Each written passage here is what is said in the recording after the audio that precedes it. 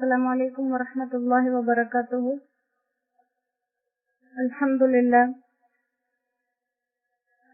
للہ کفا وسلام علی عباده الذین اصطفى، اما بعد فقد قال اللہ تبارک وتعالی فی کلامہ المجید والفرقان الحمید: اعوذ باللہ من الشیطان الرجیم، بسم اللہ الرحمن الرحیم۔ وَلَقَدْ يَسَّرْنَا الْقُرْآنَ لِلذِّكْرِ فَهَلْ مِن مُدَّكِرٍ۔ وقال النبي صلى الله عليه وسلم: خيركم من تعلم القرآن وعلمه، أو كما قال عليه الصلاة والسلام: اللهم صل على محمد وعلى آل محمد كما صليت على إبراهيم وعلى آل إبراهيم إنك حميد مجيد، اللهم بارك على محمد وعلى آل محمد كما باركت على إبراهيم وعلى آل إبراهيم إنك حميد مجيد، رب اشرح لي صدري ويسر لي أمري واحلل عقدة من لساني يفقهوا قولي، ربي يسر ولا تعسر وتمم بالخير وبك نستعين وبك نستغيث، ربي زدني علما ربي زدني علما ربي زدني علما۔ الحمدللہ، اللہ کے فضل و کرم سے ایمان کی حالت میں ایک نیا دن دیکھنا نصیب ہوا ہے، اور ہر گزرتے دن کے ساتھ ہم اس بہت بڑی حقیقت کے قریب ہوتے جا رہے ہیں جس حقیقت کو قرآن کریم کے اندر انسان کے لیے بار بار کھول کے بیان کیا گیا کہ اس دنیا میں اپنی زندگی کیسے بھی گزار لو، آخر کار تمہارا انجام، تمہاری انتہا موت پر ہے، اور اس موت پر مر کے بھی کچھ ختم نہیں ہونا، وہیں سے اصلی سفر شروع ہے کہ مر گئے تو جو پچھلی زندگی گزاری تھی اس کے مطابق یا تو مرتے ساتھ ہی بہترین انجام ملنا شروع ہو جائے گا، اور یا اس کے ساتھ ہی جیسے اپنی زندگی کو ضائع کیا تو بدترین انجام کی طرف سفر شروع ہو جائے گا۔ انسان کی زندگی اور موت کو جیسے مشکل بنانے میں بہت سے اعمال کا دخل ہے، اسی طرح ان کو آسان بنانے میں بھی بہت سے اعمال کا دخل ہے۔ اللہ کا ذکر کرنا،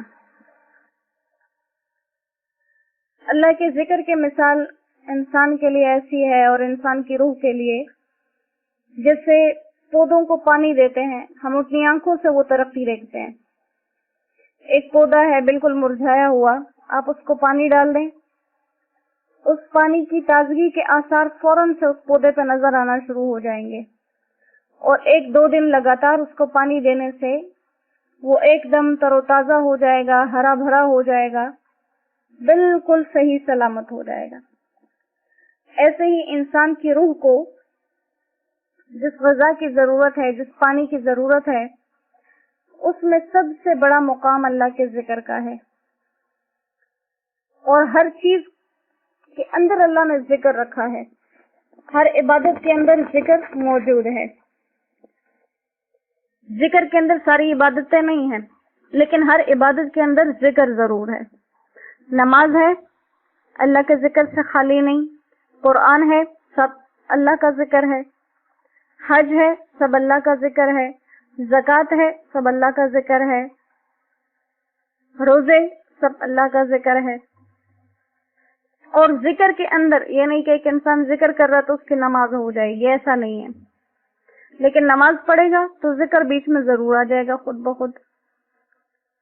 تو ذکر کو اللہ سبحانہ و تعالیٰ نے بہت اہمیت کے ساتھ انسان کے لیے رکھا ہے، اور یہ بہت کم وقت میں بہت زیادہ فائدہ لے لینا۔ ہر عبادت کے لیے خاص وقت کی ضرورت ہے، خاص حالات کی ضرورت ہے، باوضو ہونے کے جو ہے وہ شرائط ہیں بیچ میں، اور قبلہ رخ ہونے کی شرطیں ہیں. لیکن ذکر اللہ سبحانہ و تعالیٰ نے اتنا آسان رکھ دیا ہے، اتنا اس کو آسان کر دیا ہے. وضو بے وضو کر سکتے ہیں، کھڑے بیٹھے لیٹے ہر کروٹ پر کر سکتے ہیں، اور ہر حالت میں ذکر کی جو فضیلت ہے وہ اور بڑھ جاتی ہے. قرآن کریم کے اندر بھی یہ بات آئی ہے، یوں نہیں کہا گیا کہ وہ لوگ جو کھڑے بیٹھے اور لیٹے ہر حال میں نماز پڑھتے ہیں، یا کھڑے بیٹھے لیٹے ہر حال میں قرآن پڑھتے ہیں. کہا کہ وہ لوگ جو کھڑے بیٹھے اور لیٹے اپنی کروٹوں کے بل ہر حال میں اللہ کو یاد کرنے والے ہیں. تو اللہ سبحانہ و تعالیٰ نے ذکر کے اندر سے تمام رکاوٹیں ہٹا دی ہیں، اور یہ وہ ٹھنڈا میٹھا پانی ہے جو انسان کی روح کو سرسبز و شاداب رکھتا ہے. اور جنت کے 8 دروازے ہیں حدیث مبارکہ کے مفہوم کے مطابق، کہ جنت کے 8 دروازے ہیں، اور ایک دروازہ خاص طور پر ذکر کرنے والوں کے لیے بنایا گیا، خاص طور پر ذکر کرنے والوں کے لیے. اور حدیث مبارکہ کا مفہوم ہے کہ اللہ کا ذکر اتنی کثرت سے کرو کہ لوگ تمہیں مجنون کہنے لگیں، دیوانہ کہنے لگیں. یہ ذکر کے ساتھ انسان کی زبان جب تک تر رہتی ہے، اس کی روح کے اندر نرمی رہتی ہے، اور جب روح کے اندر نرمی رہتی ہے، دل کے اندر نرمی رہتی ہے، تو انسان پر اللہ سبحانہ و تعالیٰ کی باتیں اثر کرتی ہیں. اس پہ قرآن اثر کرتا ہے، اس پہ نماز اثر کرتی ہے. لیکن جب انسان ذکر کرنے والا نہیں ہوتا تو اس کے اندر ایک سختی رہتی ہے، پھر وہ نماز پڑھتا بھی ہے، پھر وہ اللہ کی باتیں بھی سنتا ہے، تو اتنا اثر انداز نہیں ہوتی جتنا ذکر کرنے والوں پر ہوتی ہیں. تو ذکر کے اندر اللہ نے خاص لذتیں رکھی ہیں، خاص اس کے اندر مٹھاس رکھی ہے. انشاءاللہ ہم اپنے آپ کو ذکر کرنے والا بنائیں، اور ذکر فکر کے ساتھ کریں. ایک دفعہ ایک نوجوان نے ایک بزرگ سے کہا کہ حضرت میں ذکر کرتا ہوں، لیکن زبان سے تو ذکر کر رہا ہوں، ہاتھ سے تسبیح پھیر رہا ہوں، لیکن دل متوجہ نہیں ہوتا. تو ان بزرگ نے کہا کہ اللہ کا شکر کرو کہ کسی حصے کو تو اس نے اپنے ذکر میں لگا رکھا ہے، لہذا صرف زبان سے اگر ذکر کر رہے ہیں، دھیان نہیں ہے، تو بھی وہ بے فائدہ نہیں جائے گا. لیکن اثر انداز زیادہ کب ہوگا؟ جب کوئی انسان مکمل دھیان اور توجہ لگا کے ہم سبحان اللہ پڑھ رہے ہیں، اللہ پاک ہے. کس چیز سے پاک ہے؟ دھیان لگا کے ہم پڑھیں، تو جیسے وہ پاک ہے پھر وہ پاکیاں اللہ ہمیں دکھائے گا. ہم لا الہ الا اللہ پڑھ رہے ہیں، دھیان سے پڑھیں، توجہ سے پڑھیں، اللہ کے سوا کوئی معبود نہیں، تو وہ جیسے اس کے سوا کوئی معبود نہیں ہے، کوئی رب نہیں ہے، کوئی مشکل کشا نہیں، کوئی حاجت روا نہیں، وہ ہمیں پھر کر کے دکھائے گا. وہ ہے، ہمارے کہہ دینے سے وہ بنے گا نہیں، وہ پہلے سے ایسا ہے. لیکن جب ہم دھیان لگا کر اس بات کو کہیں گے تو وہ اللہ ہمیں وہ تجلیاں دکھائے گا پھر کہ واقعی میں ایسا ہوں، وہ بنا کے دکھائے گا. تو انشاءاللہ ہم اپنی زندگی میں ذکر کو معمول بنا لیں. وہ ذکر بھی جو صرف ہماری زبان سے ہو، اس کو تو ہم ہر حال میں جاری رکھیں، اور وہ ذکر جس کے لیے ہم کچھ وقت مقرر کر لیں اس کو لازمی کریں. ذکر بہترین 2 اوقات میں ہے، فجر کی نماز کے بعد اور عصر کی نماز کے بعد. اکثر علماء مشائخ جتنے بھی ہمارے سارے گزرے ہیں، وہ ان 2 اوقات میں ذکر کا خصوصی اہتمام کرتے تھے اور کسی سے بات تک نہیں کرتے تھے. ان 2 اوقات میں ذکر کرتے تھے. اور بعض علماء کیا فرماتے، بعض حضرات کیا فرماتے ہیں کہ 3 جو تسبیحات ہیں، کہ تیسرا کلمہ درود شریف استغفار 100 دفعہ پڑھ دینا،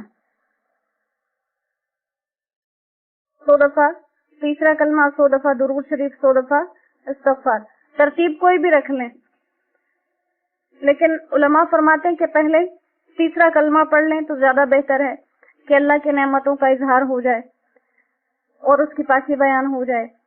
پھر اس کے بعد درود شریف پڑھ لیا جائے، اور سب سے آخر میں استغفار کو رکھا جائے. آخر میں استغفار کیوں؟ اب کسی کے دل میں یہ بڑائی نہ آ جائے گی کہ میں نے تو اللہ کی پاکیاں بیان کر دی، میں نے درود پڑھ دیے، میں تو بڑا اچھا انسان ہوں. اب استغفار آخر میں پڑھ دے گا تو اگر اس کے دل کے اندر شیطان نے یہ وسوسہ ڈالا بھی ہے تو وہ انشاءاللہ ختم ہو جائے گا. اور اس کا عمل جو ہے وہ قبولیت کے نزدیک ہوگا.